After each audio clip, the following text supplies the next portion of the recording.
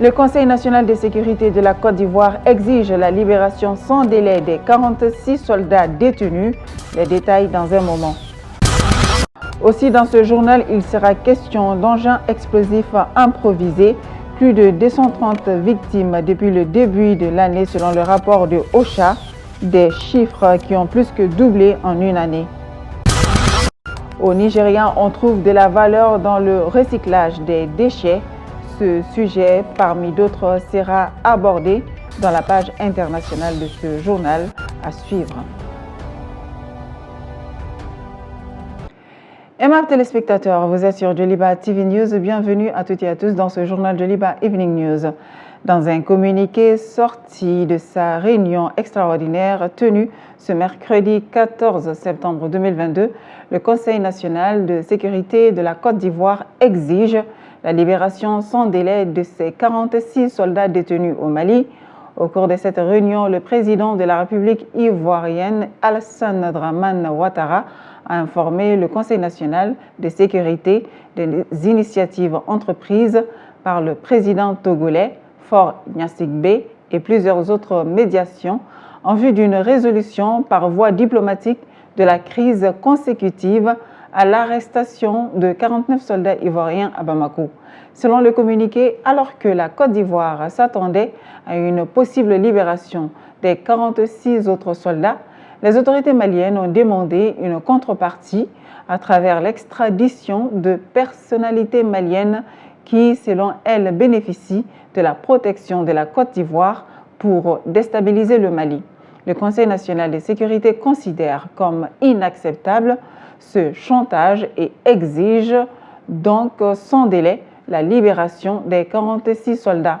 Au regard des derniers développements qui sont de nature à porter atteinte à la paix et à la sécurité dans la sous-région, poursuit le communiqué, le président de la République instruit la ministre d'État, ministre des Affaires étrangères, à l'effet de saisir la commission de la CEDEAO en vue de la tenue dans les meilleurs délais d'une réunion extraordinaire des chefs d'État et de gouvernement pour examiner la crise entre la Côte d'Ivoire et le Mali afin d'aboutir à la libération des soldats dans les plus brefs délais.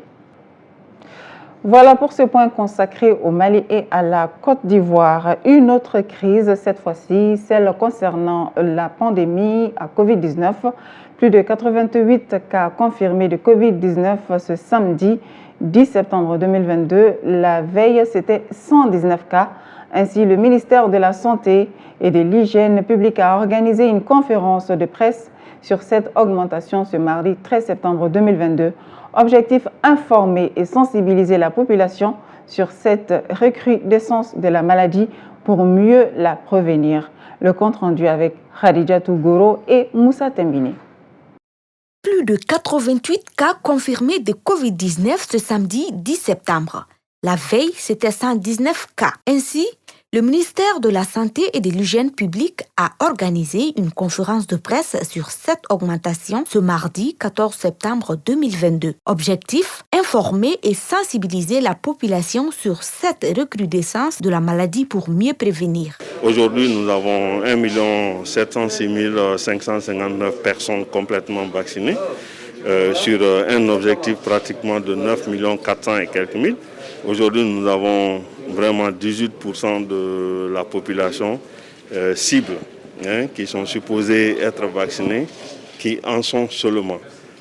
D'ici la fin de l'année, je pense que nous devons ensemble nous accompagner pour que cet objectif-là puisse s'améliorer. En effet, pour rassurer la population, des précisions sur la vaccination s'imposent. La vaccination n'évite pas l'apparition de la maladie, mais la vaccination évite l'apparition de formes graves de la maladie. La réapparition de cette maladie est due à de nombreux facteurs. Le nombre de cas a baissé et cette résurgence du nombre de cas s'explique par certains facteurs. Le facteur climatique, nous sommes aujourd'hui en saison de pluie et il fait très frais. Cette fraîcheur fait que la plupart des populations se retrouvent à l'intérieur des maisons. Alors, la propagation est très rapide si on vit en milieu clos. Deuxième facteur, il y a le facteur environnemental. Troisième facteur, c'est le facteur le plus important. Ça veut dire que la population a baissé les bras dans le respect des mesures barrières. Les vaccins contre la pandémie à coronavirus, à l'instar d'autres, peuvent avoir des conséquences secondaires mais bénignes chez un petit nombre de personnes. Ces personnes sont gratuitement prises en charge, affirme le ministère de la Santé et du Développement social. Voilà, la pandémie à Covid-19 toujours présente. Les uns et les autres sont donc invités à rester vigilants, prudents. Autre point de l'actualité, en vue de vulgariser les nouvelles technologies de l'information et de la communication auprès des femmes et des jeunes filles, l'association Musodev a initié un projet intitulé Musodev STEM Tour qui sera exécuté à Bamako et 3 autres régions du Mali. Le lancement du projet a eu lieu ce mercredi 14 septembre 2022 à travers une conférence de presse organisée au siège de l'association à Bako-Djikoroni Golf. Compte rendu El Hadji Malik Guiteye et Meyan Tunkara. Créé en 2019, l'objectif principal de l'association Musodev est de vulgariser l'éthique auprès des femmes et des jeunes filles. Dans l'atteinte de cet objectif, l'association s'apprête à exécuter l'un de ses projets intitulé Musodev STEM Tour, dont l'objectif est de former les femmes et les jeunes filles dans les domaines de la science, la technologie, les mathématiques et l'ingénierie. Cette initiative fait partie des objectifs phares de Musodev, qui est, on va dire, la sensibilisation des femmes et des jeunes filles au métier du numérique.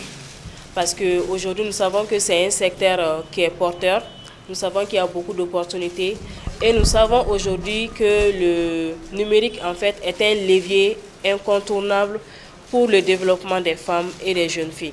Le projet Musodev STEM Tour va durer 4 mois et sera exécuté à Bamako et 3 autres régions du Mali, à savoir Ségou, Sikasso et Koutiala. Les bénéficiaires, composés de jeunes filles et de femmes entrepreneurs âgées de 15 à 35 ans, seront formés sur plusieurs aspects des technologies de l'information et de la communication. Donc, ça serait vraiment comment faire des recherches approfondies sur Internet. Ça serait comment se protéger sur Internet, puisqu'elles sont déjà sur Internet. Après, ça serait leur montrer des outils, comment utiliser l'ordinateur, par exemple, comment pouvoir faire une présentation, comment faire un bon exposé, leur parler de cybercriminalité et pas mal d'autres choses. Maintenant, sur le volet entrepreneuriat, pour les femmes entrepreneurs qui seront sélectionnées, ça serait des formations pratiques sur comment booster son entreprise à travers le digital. Quel outil aujourd'hui utiliser en tant qu'entrepreneur pour gagner un peu plus de productivité. Dans les jours à venir, l'association compte aussi mettre à la disposition des femmes et des jeunes filles des applications utiles à leur développement. Nous sommes là aussi pour réfléchir et proposer des solutions innovantes qui peuvent aider les femmes et les jeunes filles dans leur vie quotidienne, qui peuvent les aider à améliorer leur vie au quotidien. Et c'est ce qu'on a fait avec notre application Zero VBG. Et nous sommes en train toujours de réfléchir à d'autres types d'applications, de solutions qui pourraient être utiles pour les femmes et les jeunes filles. Il est à préciser que le projet Musodev STEM Tour est financé par le Fonds pour les femmes francophones à hauteur de plus de 5 millions de francs CFA. Engins explosifs improvisés, nous vous en parlions dans les titres. À la date du 31 août 2022, plus de 230 civils ont été victimes des engins explosifs improvisés au Mali. C'est la conclusion du rapport du Bureau de coordination des affaires humanitaires de l'ONU OCHA. Ces chiffres étaient de 103 personnes l'année dernière, des chiffres qui ont donc plus que doublé en une année. Zanga Abdoulaye Ouattara pour le récit. Dans ce rapport, 72 personnes civiles ont été tuées et 167 personnes blessées. Les victimes sont en grande partie des femmes et des enfants en mouvement entre les frontières des pays limitrophes. OCHA affirme que la région de Mopti, au centre du pays, est la plus menacée par le danger des engins explosifs. Justement, ces engins explosifs constituent une entrave aux moyens de subsistance pour de nombreuses personnes vulnérables, alerte le rapport. Ainsi, le nombre d'incidents causés par les mines depuis janvier 2022 est estimé à 134, en baisse par rapport à l'année précédente, qui était de 245 pour toute l'année 2021. Pour une réparation des victimes, le rapport indique qu'un décaissement de plus de 3 millions de dollars est prévu pour assister 823 000 personnes. La publication de ce rapport intervient à un moment où le pays est en proie à l'insécurité qui a causé la mort de plusieurs civils et militaires au nord et au centre du pays. Un autre point de ce journal consacré au Mali et à la Côte d'Ivoire, Aïcha Koné, la diva de la musique ivoirienne, a dédié une chanson au colonel Assimi Goïta, une sortie musicale à la source d'une vive controverse sur les réseaux sociaux. Pour les internautes, elle s'est inspirée de la situation des 46 soldats ivoiriens détenus au Mali. Aïcha Koné a ainsi fait une sortie pour clarifier les choses. Elle révèle qu'elle ignore de quoi ces soldats sont vraiment accusés, mais prie cependant pour que les négociations entamées dans la perspective de la libération aboutissent à une fin heureuse. Sirandouba et Korotou Moudjila reviennent sur l'affaire et donnent la parole aux citoyens, suivant leur reportage. Aïcha Koné est une chanteuse ivoirienne très populaire. Dans certaines de ses chansons, elle a invité les hommes politiques des pays comme le Libéria, la Somalie, le Tchad et l'Angola à faire cesser la guerre et à se réconcilier pour une Afrique meilleure. Ainsi, elle vient de dédier une chanson au colonel Assimi Goïta, qui est un panafricaniste selon elle. Assimi Goïta, fierté d'être africain. Nous sommes fiers de toi. Une chanson qui a fait polémique sur les réseaux sociaux. La diva a fait ainsi une sortie pour clarifier les choses. Dire que c'est un peu lui faire trop d'hommage, d'honneur par rapport à nos soldats ici, je ne vois pas le rapport. Ce n'est pas la première fois que je chante des personnalités. Assimi Goïta, on a la même vision. Panafricanisme. Pour la circonstance, nous avons tendu notre micro à certains citoyens maliens. Les avis sont divergents.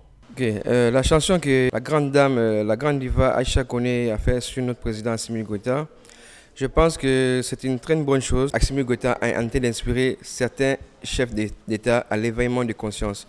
Et la jeunesse africaine aussi est en train de suivre ce leader qui est en train de, c'est-à-dire de chasser les Occidentaux qui ne veulent plus, qui n'acceptent plus qu'on ne veut plus sur leur jour en fait.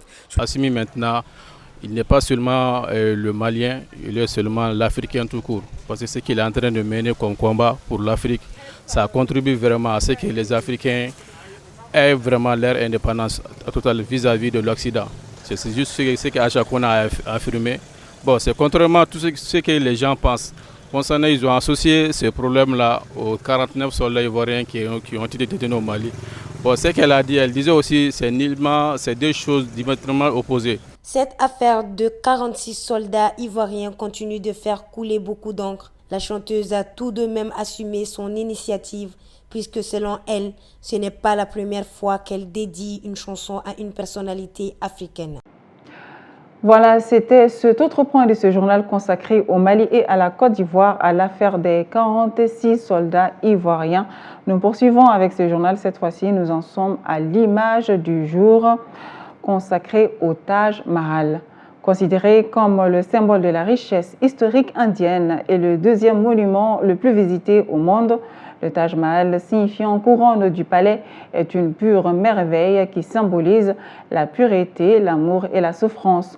Construit en 1631 par l'empereur Shah Jahan en mémoire de sa défunte épouse Mumtaz Mahal, le Taj Mahal jouit d'une véritable histoire et se démarque par son caractère imposant. Son histoire religieuse remonte au milieu du XVIIe siècle et au décès de la femme de l'empereur mongol le 17 juin 1631. Le 31 janvier 1666, Shah Jahan meurt à son tour et il sera inhumé aux côtés de sa femme au Taj Mahal, le sublime mausolée de marbre blanc d'une beauté inouïe, est un véritable joyau de l'architecture mongole. Construit entre 1632 et 1653, le Taj Mahal se dresse sur la rive droite, la rivière Yamuna, au cœur d'un immense jardin mongol de près de 17 hectares. Il a fallu pas moins de 22 ans de construction pour le bâtiment principal et quelques années de plus pour les jardins et la cour intérieure. Le Taj Mahal fait partie aujourd'hui des sites les plus visités en Inde, en Asie et dans le monde. Symbole d'amour éternel, le Taj Mahal est inscrit au patrimoine de l'UNESCO depuis 1983. Le célèbre mausolée attire aujourd'hui entre 7 et 8 millions de visiteurs par an.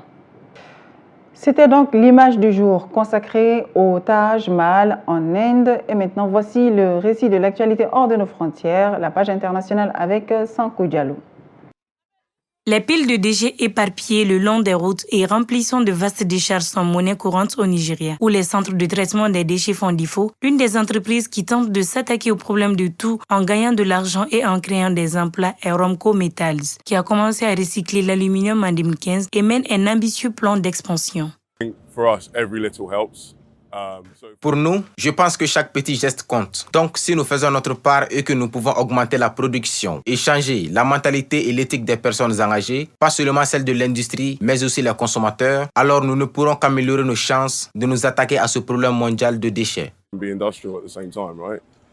Vous pouvez être vert et industriel en même temps. Par exemple, ce que nous faisons ici, le recyclage est intrinsèquement vert. Nous économisons 0,3. En fait, nous émettons 0,3 de tonnes de carbone pour chaque tonne d'aluminium que nous produisons par rapport à l'industrie primaire qui émet 20 tonnes de carbone pour chaque tonne d'aluminium qu'elle produit dans une usine qui utilise du charbon et des combustibles fossiles industriels plus lourds.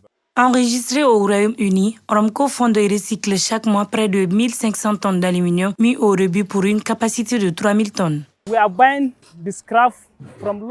Nous achetons la ferraille auprès de la population locale et nous la fournissons à mon atelier de Katisna. Ensuite, je la charge dans un camion pour l'envoyer à Romco à Lagos.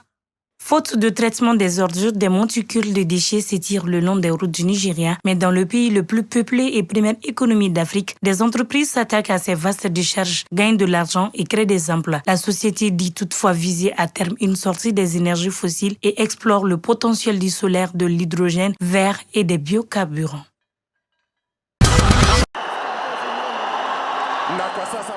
William Ruto s'engage à travailler pour tous les Kenyans après avoir prêté serment en tant que président du Kenya lors d'une cérémonie en grande pompe 5 semaines après sa victoire serrée dans une élection âprement disputée. Moi, William Samoei Ruto, je jure que je servirai fidèlement et diligemment le peuple de la République du Kenya dans la fonction de président de la République du Kenya. Dans ce processus, nous avons démontré la maturité de notre démocratie, la robustesse de nos institutions et la résilience du peuple kenyan. Dans son discours d'investiture mardi, il a promis de travailler avec tous les Kenyans, peu importe pour qui ils ont voté. Le plus grand gagnant de cette élection est de loin le peuple du Kenya. Nous avons bien réussi en tant que nation. Nous avons ouvert la voie dans un environnement de plus en plus difficile où la démocratie est constamment mise à l'épreuve. William Ruto a pris officiellement mardi la présidence du Kenya, locomotive économique d'Afrique de l'Est, avec devant lui de nombreux défis dans un pays divisé et englobé dans une inflation galopante et une lourde dette. Si le Kenya est l'économie la plus dynamique d'Afrique de l'Est, elle fait face à d'importantes difficultés, à commencer par l'explosion des prix des carburants et des produits de première nécessité. Le site industriel d'Arc, leader mondial des arts de la table, fait face à une crise énergétique sans précédent. Acculé par la hausse du prix du gaz et la baisse des commandes, le groupe verrier installé à Arc, dans le pas de Calais, a pris la décision d'arrêter plusieurs de ses fours au cours de l'hiver prochain. On est aujourd'hui à 200 € le mégawattheure, alors qu'en 2021, nous achetions ce mégawattheure aux alentours de 13 €. Donc vous avez en fait une augmentation de prix énorme qui ne nous permet plus de maintenir un niveau de production tel que nous le souhaiterions. Donc on va être amené à maintenir en fait en activité de 4 à 6 fours sur 9 pendant l'hiver. Aujourd'hui c'est des fours qui sont à peu près à 1500 degrés. hein, c'est la température de nos process pour fondre le verre. Donc forcément, ça consomme de l'énergie. Dans la phase d'arrêt, on va devoir les arrêter doucement pour les préserver et être capable de les redémarrer dès que la conjoncture sera meilleure. Selon Patrice Bollinger, c'est une première qui nous inquiète beaucoup. D'ailleurs, parce que ce n'est pas des fours à l'arrêt qu'on met en pause. On arrête le four. Mais autant de fours à l'arrêt, c'est une première. C'est une première qui nous inquiète beaucoup d'ailleurs, parce que ce n'est pas des fours à l'arrêt qu'on met en pause. On arrête le four. C'est-à-dire que pour le redémarrer, ça va être compliqué. Il va falloir un certain temps, il faut au moins 6 semaines quasiment pour redémarrer un four correctement.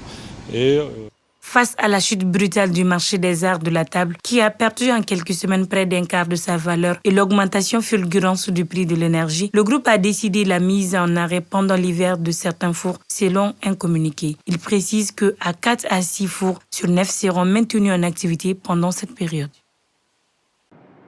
Retour au Mali, nous sommes en hivernage et ce produit est un incontournable de cette période. Présente sous différentes formes et particulièrement en hivernage, qui en est la période, l'arachide est un aliment très consommé au Mali.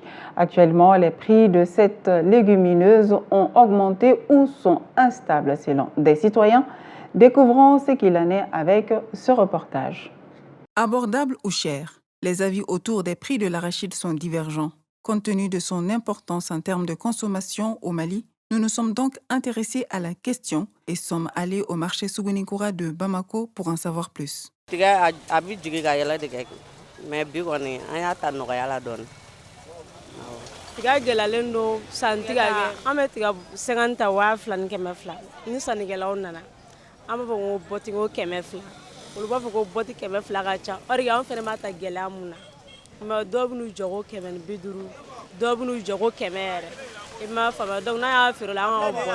Si pour l'une de nos interlocutrices, l'achat du jour a répondu à ses attentes, les grossistes que nous avons rencontrés par la suite ont abondé dans le même sens que notre deuxième intervenante. Cette année, les coûts concernant l'arachide ont augmenté et pour plusieurs raisons.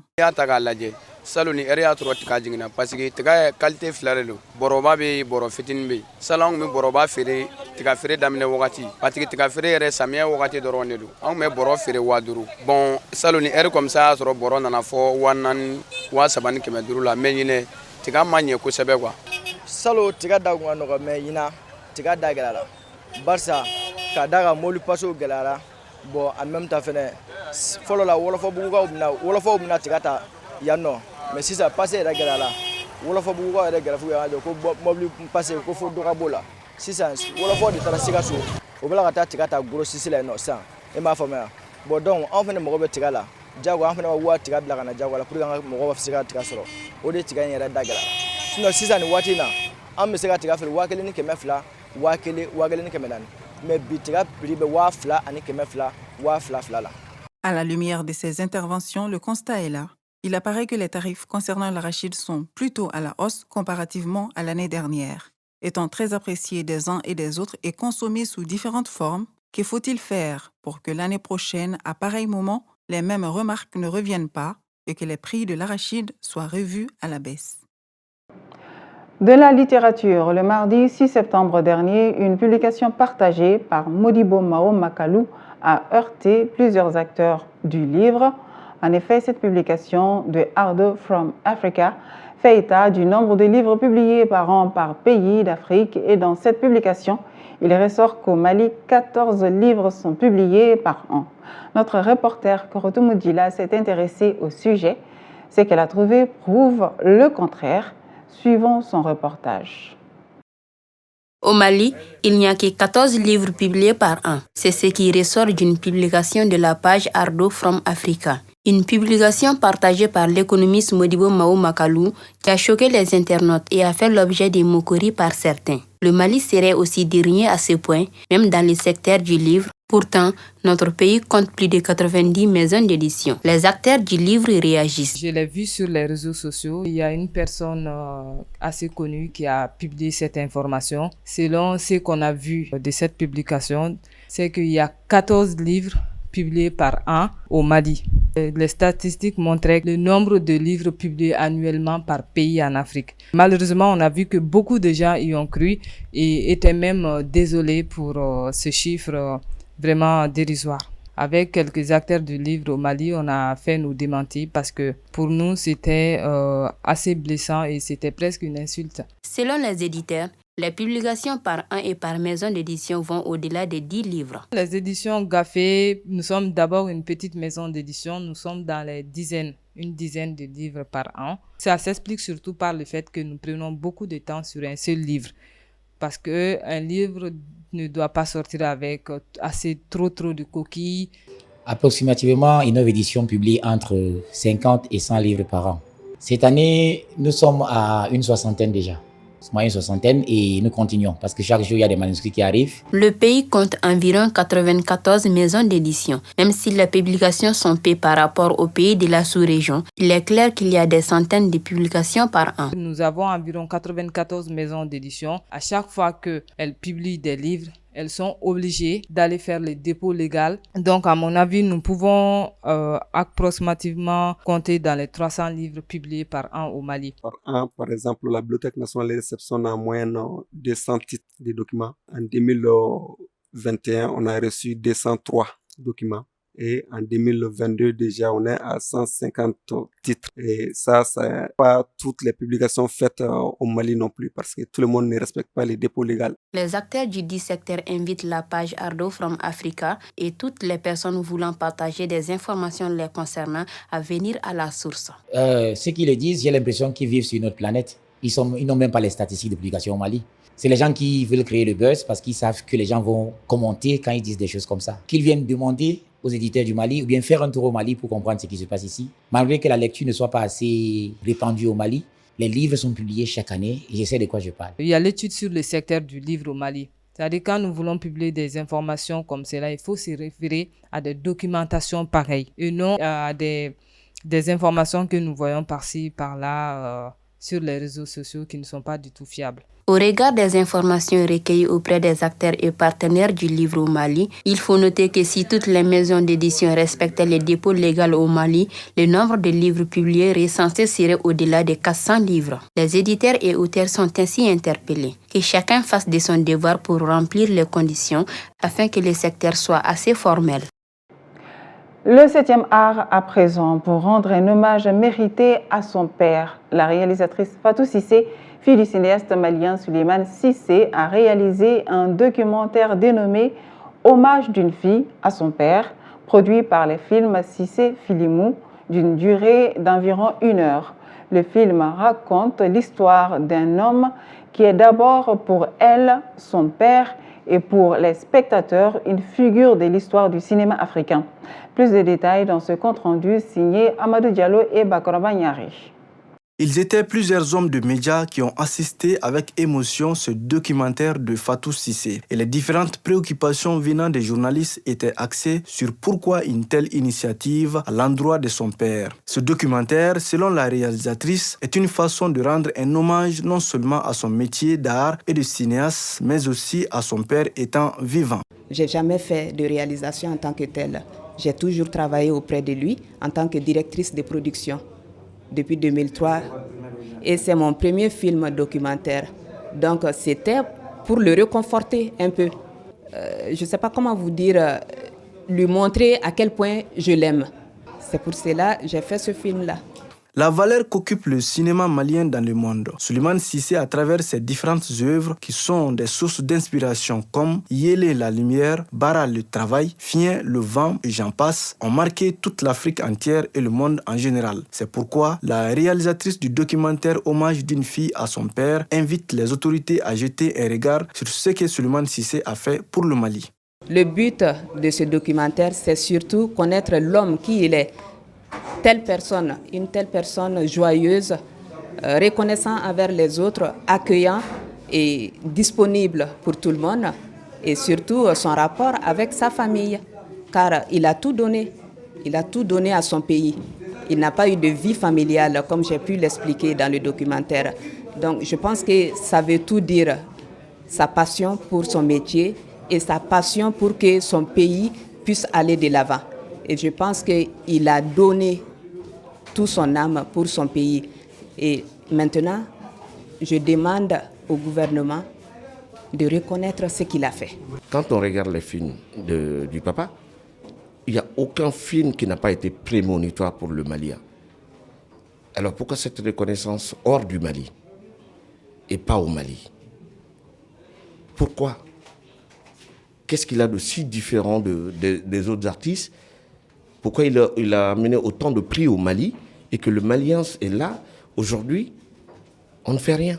Pour que cette œuvre sur l'homme de culture et cinéaste Souleymane Cissé voit le jour, l'auteur a mis 40 millions de francs CFA et a fait une année pour sa réalisation. Des témoignages venant des amis, collaborateurs et parents marquent les temps forts de ce documentaire. Elle invite donc les Maliens amoureux du cinéma à la découverte de ce documentaire. Hommage d'une fille à son père, dont la projection est prévue pour le 20 septembre prochain au Ciné Magique ex-Babemba. Mesdames et messieurs, c'était là le journal de la rédaction du Liba Evening News. Merci à toutes et à tous de l'avoir suivi. Si tout va bien, Assanatou Yaya Kwate sera là pour le Liba Morning News. Excellente suite de programmes à toutes et à tous.